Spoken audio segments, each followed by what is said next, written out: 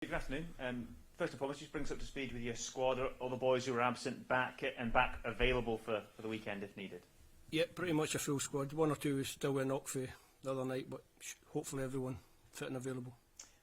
I feel like in midweek, for the first time, that the mood kind of dipped a little bit surrounding Scotland, perhaps since your time in charge. Do you get a sense of that and the need to perhaps lift people's spirits back up a bit? I think, listen, we know where we are. We know what this week was all about. We need points that keep us in contention towards the end of the group stage, so that we're always fighting. So we come October, November, we're in the mix for qualification, and we still have that in front of us. We need a performance and we need a win against Moldova, and that's what we focus on.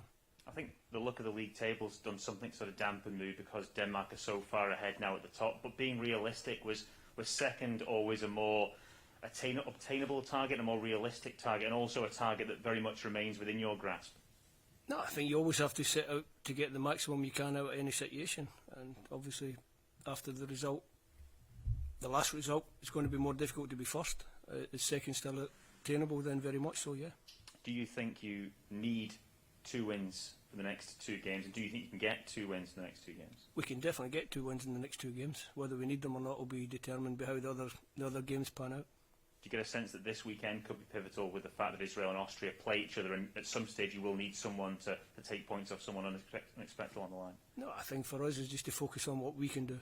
So we have to get a positive performance, a win, and get 3 points on the board and see where that takes us. What type of challenge are you expecting from Moldova?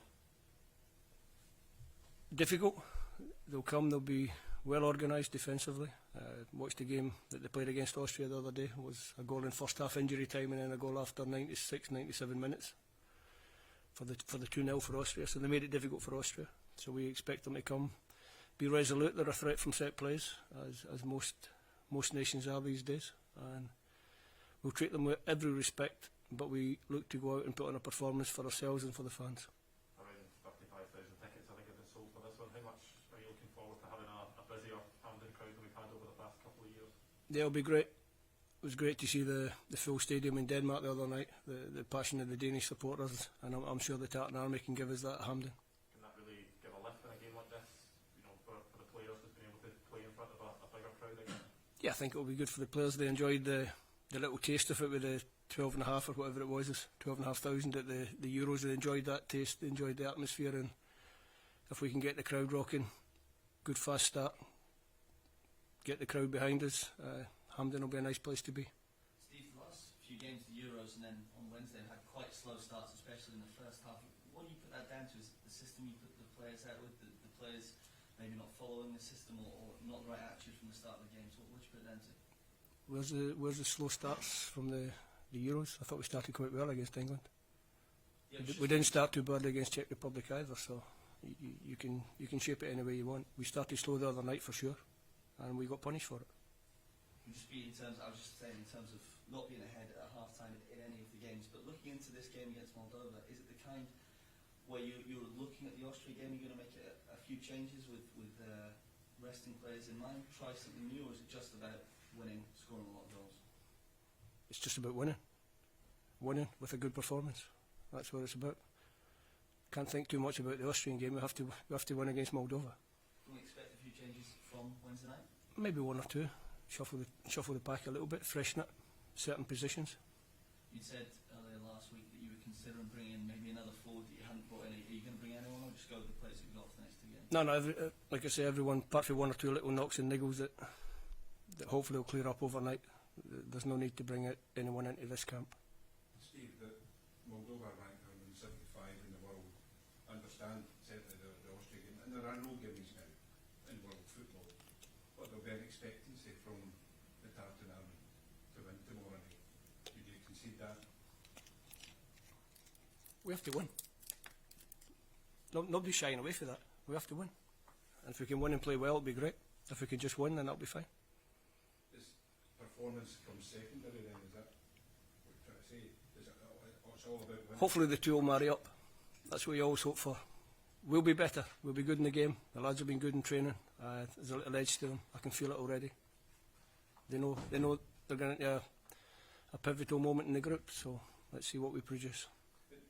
The question I asked John McGinn, when there is a defeat, is there a heavy weight and comes on the shoulder of the players, and do you feel it as a manager when the team doesn't win? We're used to it. It's obviously a little bit heavier because it's the national team, and you feel as though you've let the country down a little bit, but it's not the case. We're football, we're professional, we understand the job is a low midweek and hopefully a high at the weekend. It's all about ups and downs and how you deal with it. Try not to get too high when you win and try not to get too low when you get beat. Do you think, talking about winning again, would you can see anything else other than a win then against Moldova tomorrow? Is it completely unthinkable? Possibly end Scotland's hopes of getting ticket out. Yeah, but you're trying to put your words into my press conference. Let's get the performance and let's get the result, and then we can talk about the rest of it. You said before the Euros that there were goals in this squad. Well, played 4 games, we scored once. Is that more difficult than you thought it would be, and if so, why? Having converted with chances would be my summation of that one. Even the other night, you think Ryan Fraser had a fantastic chance, 10 minutes to go. We didn't convert it. Might have been interesting if that one had gone in. We had lots of chances in the Euros. We didn't convert them. So making chances, we've shown that we can create. So when we create them, we have to finish them. So a little bit more clinical would be nice. At the other end of the field, clean sheets have been hard to come by. 1 and 4 again. Yeah, but we're working at it and we'll try and get better. Andy Robertson said after the Denmark game that there wasn't enough bravery on the ball. Why do you think that that's become an issue, and do you think there are enough leaders on the pitch there to change that? Yeah, I think so. I think by and large we're pretty comfortable with the ball. The Danes made it awkward for us, and I think people tend to gloss over the fact that the Danes are a really good side, and they made it difficult for us in the first 20 minutes, and we maybe didn't pass the ball as well as we could. Later in the game, when the game slowed down a little bit and we found we're level in the game, we passed the ball well. You watch the second half, we passed it well, but the game was gone by then. We have to make sure that we can do that when the game is still intense and up for grabs.